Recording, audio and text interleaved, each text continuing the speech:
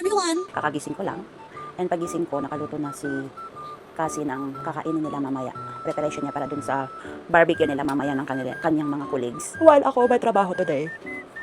So pupunta na lang ako dun after ng work ko. Papasilip ko sa inyo kung ano yung niluto niya. Ito lang yung niluto niya dito sa bahay, pero mayroon pa siyang lulutuin dun sa kabilang bahay. So let's go!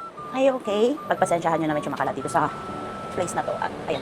Panangalo na to. Nagpansit nga po siya.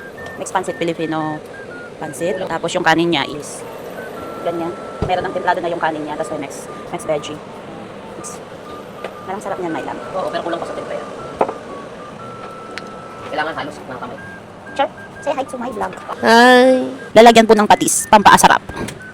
May mga extra kang gulay. Oo, kasi sa salad. Nagpapa ako ng salad. Two types of salad. Sa storage na to, lahat ng kanyang mga ingredients sa pangluto niya. Which is, di ko rin alam kung ano yung mga yan. Pero ang dami niyang mga ganyan-ganyan. Marunong din po ako magluto. Pero hindi kagaya niya na super galing sa luto. Ayan. Kailangan mawawala yung mga white bacon. Kailangan maging pantay lahat ng kulay nila. Pero ang sarap na kanina nung niluluto mo siya. Nung tinikman ko siya. Kasi hindi ko kasi masyadong mahalo. Kaya, binatch by batch ko yung bacon. Kasi ang bigat. Okay na yan. Okay na yan, na-mix mo na siya. Sarap naman eh. As long as dry yung luto mo. Oo, syempre. Tignan mo, alalay ka lang yung temperature ko. I will baon that one ha. Na, which one? The pancit. Okay. I will baon. Yan ang kakainin ko later. Ano to eh? Beef seafood. Okay po.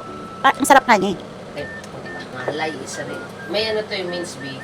I mean beef yan. Kaya pala ang sobrang lasa. Dinamnam. Mga pampasekreto mo. Doon mo ako natalo sa pagpapansit. Meron po siyang mga extra ingredients. Well, ako normal lang. Pero masarap pa rin. I wanna get rid of those white. I wanna get rid of those white bacon. Kailangan mag-complement siya dun sa kulay na nung first batch. Mawawala din yan.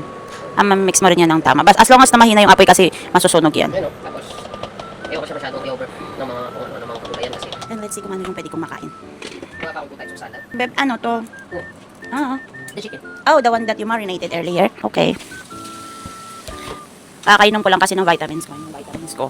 After 30 minutes bago ako pwedeng kumain. So, wait ko na muna yon. Iinom muna ako ng kape. Then, kakain ako before ako pumasok sa trabaho. Yun muna tayo. And, see you later.